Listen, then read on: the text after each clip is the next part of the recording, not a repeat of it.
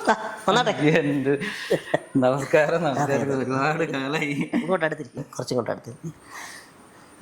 പിന്നെ എന്താ വിശേഷം? നല്ല വിശേഷം. അങ്ങനെ കാര്യങ്ങളൊക്കെ നന്നായിട്ട് പോകുന്നു. അങ്ങനെ ഈ ഓണക്കാലത്ത് ഒരിക്കൽ കൂടി കാണാൻ പറ്റി.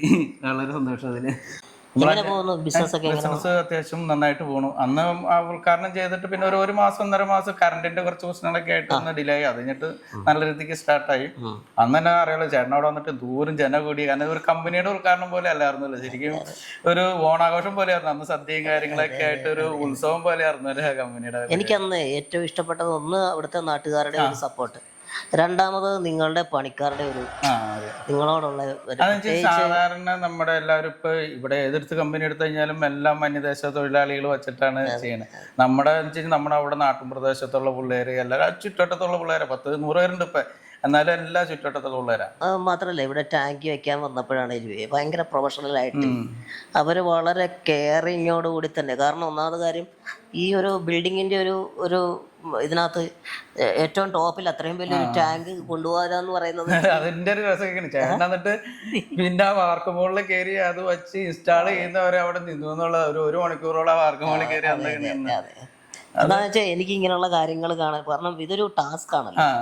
കാരണം ഇതൊക്കെ ഓരോ നല്ല സ്കില്ലുള്ള ആൾക്കാർക്ക് അങ്ങനെയുള്ള കാര്യങ്ങൾ വലിയ പരിക്കില്ലാതൊക്കെ കൊണ്ടുവരാൻ പറ്റുള്ളൂ. അപ്പൊ എനിക്കിത് കാണുന്നൊക്കെ ഇഷ്ടമാണ്. ഞാൻ കുട്ടിക്കാലം തൊട്ടേ ഇങ്ങനെയുള്ള പരിപാടികളൊക്കെ കാണുമ്പോൾ ഇതെങ്ങനെ ഇതിന്റെ മേളിൽ കയറ്റിട്ട് ഇത് ഫിറ്റ് ചെയ്യുന്നൊന്ന് കാണുന്നൊരാഗ്രഹം ഉണ്ടായിരുന്നു.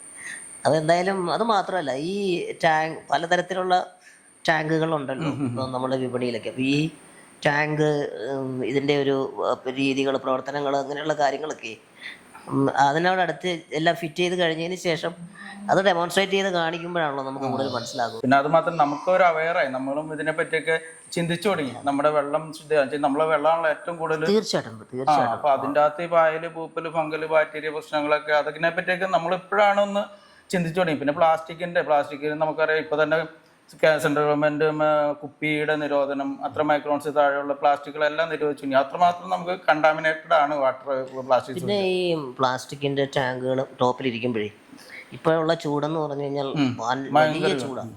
എന്ന് വെച്ച് കഴിഞ്ഞാൽ ചിലപ്പോൾ ഉരുകി പോകുന്ന തരത്തിലുള്ള, അല്ലെങ്കിൽ അതിലിങ്ങനെ വെള്ളം നിറച്ചിട്ട് കഴിഞ്ഞു കഴിഞ്ഞാലൊക്കെ കുറച്ച് ഒരു അപകടം.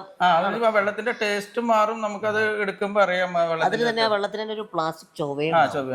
അപ്പൊ അങ്ങനെയുള്ള കാര്യങ്ങൾ വരുമ്പോൾ അത് അവോയ്ഡ് ചെയ്യാൻ ആ അവസ്ഥ ഉണ്ടാവുന്ന സമയത്താണ് ഇത്തരം നമ്മുടെ പ്രൊഡക്റ്റ്. ഇതിപ്പോ ഇതിന്റെ അപ്പുറത്തോട്ട് ഇനി ഒരു വാട്ടർ സ്റ്റോറേജ് പ്രോഡക്റ്റ് വരുമെന്ന് എനിക്ക് തോന്നണില്ല. കാരണം വെച്ച് കഴിഞ്ഞാൽ ക്ലീനിങ്ങിന്റെ പ്രശ്നം, പായല്, പൂപ്പല്, ഫംഗല്, ബാക്ടീരിയ, അതിന്റെ എല്ലാം പ്രശ്നങ്ങൾ തീർന്നു. വെള്ളം ചൂടാവുന്ന പ്രശ്നം തീർന്നു.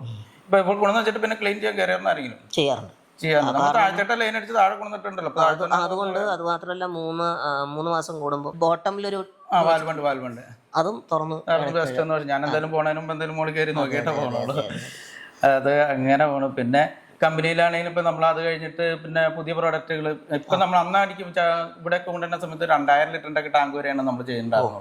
ഇപ്പൊ ഞങ്ങളത് കൊമേഴ്സ്യലായിട്ടുള്ള ഫയറിന്റെ ഒക്കെ സ്റ്റോറേജിന് വേണ്ടിയിട്ടുള്ള 10,000 ലിറ്റർ, 20,000 ലിറ്റർ, 30,000 ലിറ്റർ, അങ്ങനെ 1.5 ലക്ഷം ലിറ്ററിന്റെ കപ്പാസിറ്റി ഉള്ള സാധനം വരെ ചെയ്യുന്നുണ്ട്.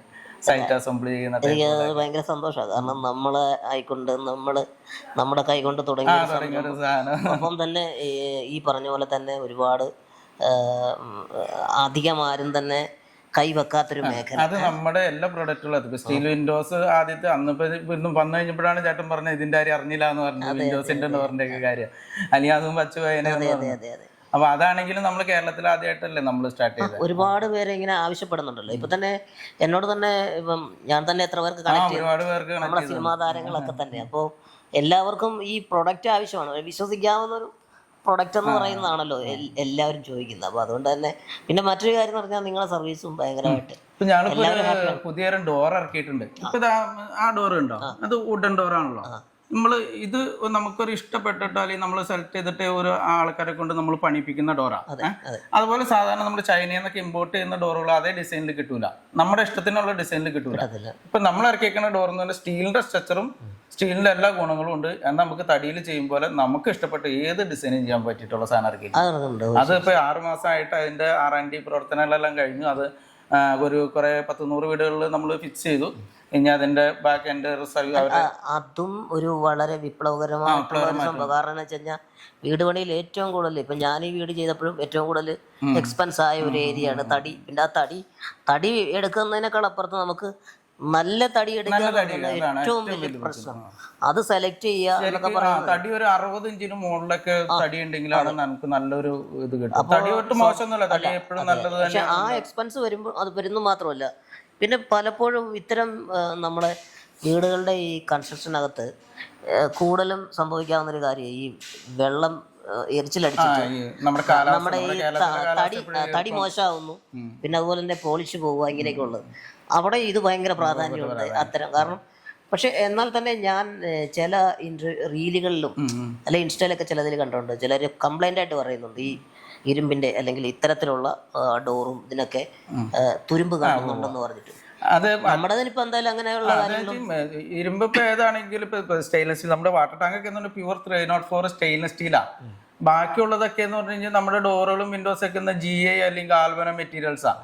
അത് 100% തുരുമ്പൊടിക്കില്ല നമുക്ക് ആർക്കും പറയാൻ പറ്റില്ല. അതിന് നമ്മൾ പെയിന്റ് കോട്ടാണ്. അതിന് അറ്റ്മോസ്ഫിയർ ആയിട്ട് കണ്ടാൽ ഓക്സിഡേഷൻ വന്നു കഴിഞ്ഞാൽ മാത്രമാണ് സ്റ്റീൽ തുരുമ്പൊടിക്കുള്ളൂ. അതിന് ഇപ്പൊ നല്ല ഹൈ ക്വാളിറ്റി PU അല്ലെങ്കിൽ FOC അങ്ങനെയുള്ള ഹൈ ക്വാളിറ്റി പെയിന്റുകളുണ്ട്. ഇപ്പൊ അന്ന് ചേട്ടൻ വന്നു കഴിഞ്ഞപ്പോൾ പറഞ്ഞാൽ ഇങ്ങനെ ഇൻസിനറേറ്റർ നമ്മൾ അന്ന് കുറെ പഞ്ചായത്തിലും അംഗൻവാടിയിലൊക്കെ കൊടുത്തു കഴിഞ്ഞപ്പോൾ ചേട്ടൻ പറഞ്ഞു അവരുടെ വീട്ടിലേക്ക് കൊടുത്തിടാൻ പറഞ്ഞു. പിന്നെ അങ്ങനെ നീണ്ടു പോയി 1-2 പ്രാവശ്യം അവരുടെ അടുത്തൊക്കെ പറഞ്ഞു. ഇതും വളരെ പ്രധാനപ്പെട്ട ഒരു കാര്യമാണ് വേസ്റ്റ് മാനേജ്മെന്റ്. സ്പേസ് നമുക്ക് കുറവുള്ളിടത്ത് ഈ പറഞ്ഞ പോലെ തന്നെ കൂട്ടിയിട്ട് കത്തിക്കുന്നു, അധികം പുക വരാതെ, മറ്റുള്ളവർക്ക് ശല്യം ഉണ്ടാവാതെ. നമ്മുടെ വീട്ടിലുണ്ടാവുന്ന കുറച്ച് മാലിന്യങ്ങൾ എന്തായാലും അത് നമുക്ക് കത്തിച്ച് കളയാൻ പറ്റുന്ന സാധനം. പ്ലാസ്റ്റിക് ഒന്നും ഒരിക്കലും കത്തിക്കാൻ പാടില്ല. അല്ലാതുള്ള നമുക്ക് പേപ്പറുകൾ അല്ലെങ്കിൽ എന്തെങ്കിലും അങ്ങനെയൊക്കെയുള്ള കത്തിക്കേണ്ട കാര്യങ്ങൾ നമ്മൾ കത്തിക്കാൻ അതൊരു നല്ല പ്രൊഡക്റ്റ് ആയിട്ട് എനിക്ക് അന്നേ ഞാൻ ശരിക്കും അതിന്റെ വേറൊരു വേഷം എനിക്ക് ഇവിടെ വേറൊരാൾ തന്നു. അത് പക്ഷേ കുറച്ച് ഇത്രയും ഒരു എന്താ പറയുന്ന പ്രൊഫഷണൽ ഐറ്റം അല്ല. പക്ഷെ എന്നാലും ഈ പറഞ്ഞ പോലെ തന്നെ ഞാൻ അന്ന് അവിടെ നമ്മളൊരു ഡെമോൺസ്ട്രേഷൻ കാണിച്ചത് അന്നേരം ഞാൻ ശ്രദ്ധിച്ചിരുന്നു. അതാണ് കഴിഞ്ഞ ദിവസം ബിജുക്കുട്ടന്റെ പറഞ്ഞ ടാങ്കിന് വിളിച്ചു കഴിഞ്ഞപ്പോഴാണ് പിള്ളേർ ഓൺ ഓഫറും കാര്യങ്ങളൊക്കെ ആയിട്ട് ഇൻസിനേറ്ററൊക്കെ ഓഫറും കാര്യങ്ങളൊക്കെ ആയിട്ടുണ്ട്. എന്നാ പിന്നെ അപ്പൊ തന്നെ പറഞ്ഞത് ചേട്ടൻ്റെ അത് നമ്മൾ വിട്ടുപോയ കേസാ, അപ്പൊ എത്രയും പെട്ടെന്ന് എത്തിക്കണമെന്ന് പറഞ്ഞ്. വളരെ സന്തോഷം എന്തായാലും വരാൻ. വീണ്ടും നമുക്ക് ഇങ്ങനെ കാണാൻ പറ്റും. ഓണത്തിന്റെ പരിപാടികളൊക്കെ ഓണപരിപാടികളുടെ ഇതിലാണ് ഇപ്പൊ ചാനൽ പ്രോഗ്രാമുകളിലെല്ലാം തന്നെ ഉണ്ട്. അതെ അതെ അതെ.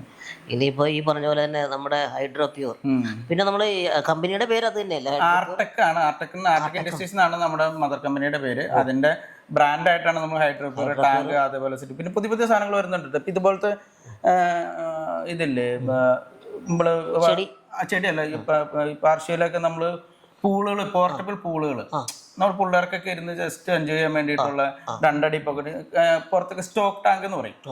നമ്മുടെ ലാൻഡ്സ്കേപ്പിൽ അല്ലെങ്കിൽ നമ്മുടെ കോർട്ട്യാർഡിലൊക്കെ സെറ്റ് ചെയ്യാൻ പാകത്തിനുള്ള 5 അടി 6 അടി 8 അടി 10 അടി വലുപ്പത്തിനുള്ള. വേറൊരു വലിയൊരു കാര്യം ചെയ്യുന്നത് വെച്ച് കഴിഞ്ഞാൽ ഈ സ്റ്റീൽ ടാങ്ക് ഉണ്ടാക്കുന്ന മിഷനറി ഇല്ലേ, ഇപ്പോൾ ഒരെണ്ണം ചെയ്തുകൊണ്ടിരിക്കുക. അത് ആ മിഷനറി നമ്മൾ ശരിക്കും ഇന്ത്യയിൽ ഇല്ലാത്ത മെഷീനാണ്. തായ്വാനിലും ചൈനയിലൊക്കെ മെഷീനുള്ളൂ. അത് ഞങ്ങൾ ഇവിടെ ഡെവലപ്പ് ചെയ്ത അതിൻ്റെ മെഷീൻ.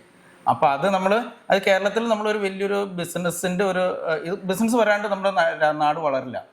ഒരുപാട് ബിസിനസ്സുകൾ വന്ന് ഒരുപാട് തൊഴിലവസരങ്ങൾ വന്നു കഴിഞ്ഞാലാണ് നാടിൻ്റെ ഉന്നമനം ഉണ്ടാവുള്ളൂ. അപ്പോൾ അതിനുവേണ്ടി ഞങ്ങൾ പോൾ പ്ലാന്റ് മെഷീൻ, ഒരു ബിസിനസ് തുടങ്ങാൻ ആവശ്യമുള്ളവർക്ക് ഞങ്ങൾ ഇതിൻ്റെ മെഷീനും കാര്യങ്ങളെല്ലാം റെഡിയാക്കി അവരുടെ സ്ഥല സൗകര്യം ഉണ്ടെന്നുണ്ടെങ്കിൽ അവിടെ ഞങ്ങൾ പ്ലാന്റ് റൺ ചെയ്യിച്ചു കൊടുക്കും. അപ്പോൾ അവിടെ വെച്ച് കഴിഞ്ഞാൽ അതൊരു പ്ലാന്റ് റൺ ചെയ്ത് കഴിഞ്ഞാൽ അവിടെ മിനിമം ഒരു 50 പേർക്കെങ്കിലും അവിടെ തൊഴിൽ കിട്ടും.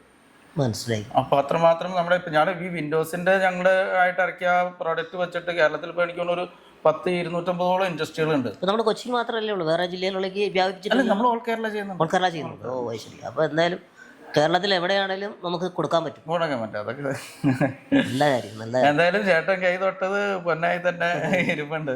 അല്ല, അങ്ങനെ കുറച്ച് സംരംഭങ്ങളുണ്ട്. എനിക്ക് അതിനകത്ത് സന്തോഷമുണ്ട് ഓർത്ത് വെക്കാൻ പറ്റുന്ന. കാരണം ചെറുതായി തുടങ്ങി ഒരു വലിയ അതാ ഞാൻ ഓർക്കുന്നുണ്ട് എൻ്റെ തുടക്കമൊക്കെ. അപ്പോൾ എന്തായാലും നമുക്കൊരു മാക്സിമം എന്താ പറയുക, ഇവരുടെ പ്രൊഡക്റ്റിൽ ഞാൻ അനുഭവസ്ഥനാണ്. എല്ലാവരും സപ്പോർട്ട് ചെയ്യുക. കാരണം എല്ലാം നമുക്ക് വിശ്വസിച്ച് വാങ്ങാൻ പറ്റുന്ന പ്രൊഡക്റ്റുകൾ, അതുപോലെ നല്ല സർവീസ്, അതുപോലെ വിലയിലാണെങ്കിലും അതുപോലെ തന്നെ മറ്റ് എല്ലാ തരത്തിലുള്ള കാര്യങ്ങൾ, ട്രാവലിങ്, എല്ലാ സംഭവങ്ങളും എല്ലാം അവർ തന്നെ ചെയ്ത് ഭംഗിയായിട്ട് നമുക്കത് പ്രൊവൈഡ് ചെയ്യുന്ന നല്ലൊരു കമ്പനിയാണ് ആർടെക് ഇൻഡസ്ട്രീസ്. അതിൽ ഇപ്പം ഞാൻ 1-2 പ്രൊഡക്റ്റുകൾ ഉപയോഗിച്ചിട്ടുമുണ്ട്. വളരെ സാറ്റിസ്ഫൈഡ് ആണ്. അപ്പോൾ ആർടെക് ഇൻഡസ്ട്രിക്കും അതുപോലെ അതിൻ്റെ എല്ലാമായ രതീഷ്, മറ്റ് പാർട്ട്നേഴ്സ്, ഒപ്പം അവിടുത്തെ തൊഴിലാളികൾ എല്ലാവർക്കും എൻ്റെ ഓണാശംസകൾ. ഒപ്പം ഗംഭീരമായിട്ട് ഇനിയും നമുക്ക് കാണാൻ കഴിയട്ടെ.